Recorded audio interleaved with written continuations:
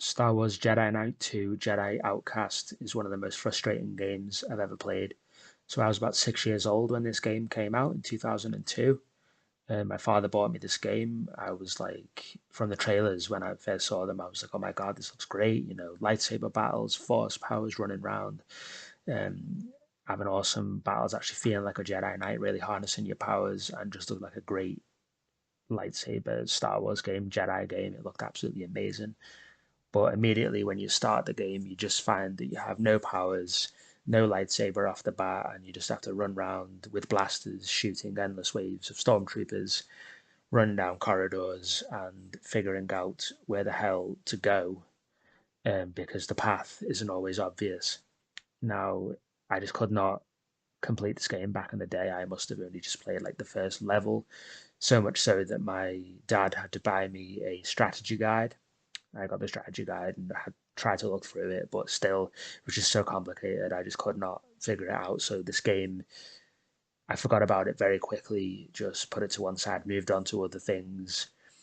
A game that came out about a year later, Jedi Academy, which is a far superior game in my opinion. You start off with your lightsaber straight away, you force power straight away. You get to customize your character, and you go on missions like a Jedi, saving the galaxy.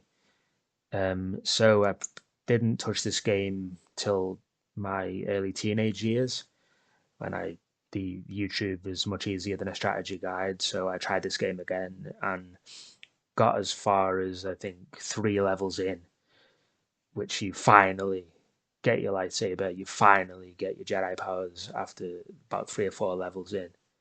But you have to go to Yavin 4 at the temple, the Jedi temple, to complete Jedi trials, which is cool. Um, but I still maybe didn't get any further than the next level. It's just so difficult. The difficulty on this game is absolutely insane. Like the amount of things that can kill you, and just the amount of enemies sometimes on the screen that there's nothing you can do is just ridiculous. Um, so I didn't get the second time playing through this. I didn't get much further at all than the very early lightsaber stages.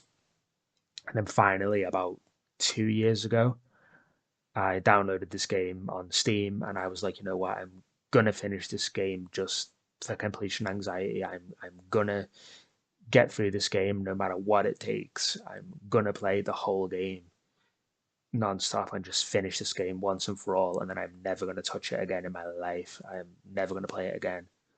And I still haven't played it again apart from making this video showing you a couple of levels. Um, I will admit I had to use cheats. I had to actually use a god mode and like unlimited ammo mode just to not be killed, because the further you get on in this game, the more difficult it becomes. So I actually had to use a god mode to complete the entire game. And I remember I finished it in about a week. And the feeling of finally finishing it, because I've had it so long since I was a child, was such a feeling of relief that I've like played the whole game, got through it, you know, seeing it right through to the end. But I would much rather play Jedi Academy, which I still play to this day. I'll still play this game, Jedi Academy, to this day. But Outcast, I just will never play through the whole game again. It was just so frustrating. Um, really not enjoyable to even play through. It's just literally, I was just literally doing it to say I could complete the game, or I have completed the game.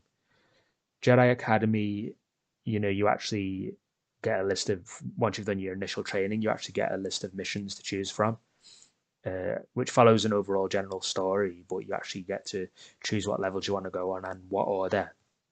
Choose your set of weapons for the level and your force powers that you want to use, and that game is just awesome. The story is great. It's set straight after this game, actually. This game is set just after Return of the Jedi, well, a couple of years after, and you're basically just playing as this mercenary Kyle Katarn, who was a former Jedi, but he's abandoned the Force or something like that. I can't even remember. Um, and the first couple of levels, you're just literally solving puzzles, walking down corridors, figuring out what to do and where to go. just basically flicking switches until you open the next door, solving the puzzles. Just super boring, super frustrating, and really difficult to even get through because you every level you're like, right, am I gonna get me a lightsaber? Am I gonna get me a lightsaber? And then when you finally do, you're like, oh my god, this feels like a different game. Although still incredibly frustrating, it does feel like a totally different game once you actually get your lightsaber. Uh, it plays pretty much, like Jedi Academy from then on, but not as fine tuned as Jedi Academy was. That to say that came out a year later. So yeah, how the hell people did completed this game back in the day without a strategy guide is just beyond me. Like the strategy guide that I got, uh, just filled with everything, all the characters, all the secrets. But as a child, trying to read it again, it was just too difficult. So I've still actually got the strategy guide for nostalgic purposes. But to be honest, YouTube is your best bet these days. Um, to this entire game walkthroughs and guides of how to complete the game, which, in my opinion, is impossible without those guides because the game is just so frustrating.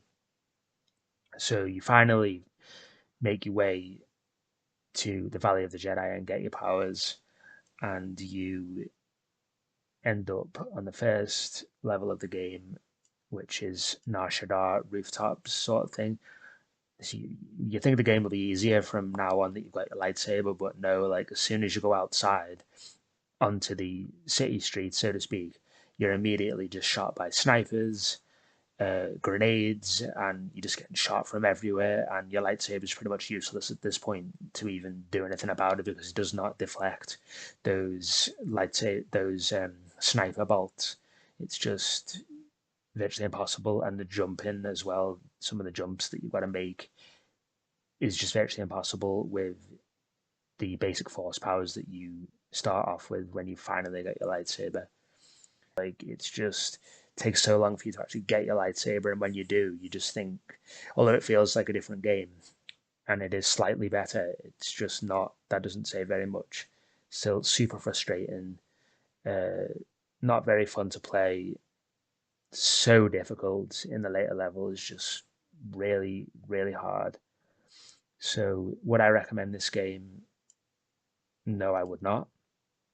I don't think it's worth revisiting. I've done it once now, finally revisited it just to complete it, and I have no desire to go and play it again. Literally, just no interest in going back and visiting this game. There's no playback, replay value for me. Nothing like that.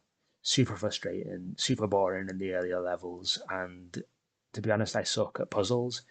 So for a first-person shooter game with a puzzle element, that's just not for me, and it's not really what I wanted to see in a Star Wars game.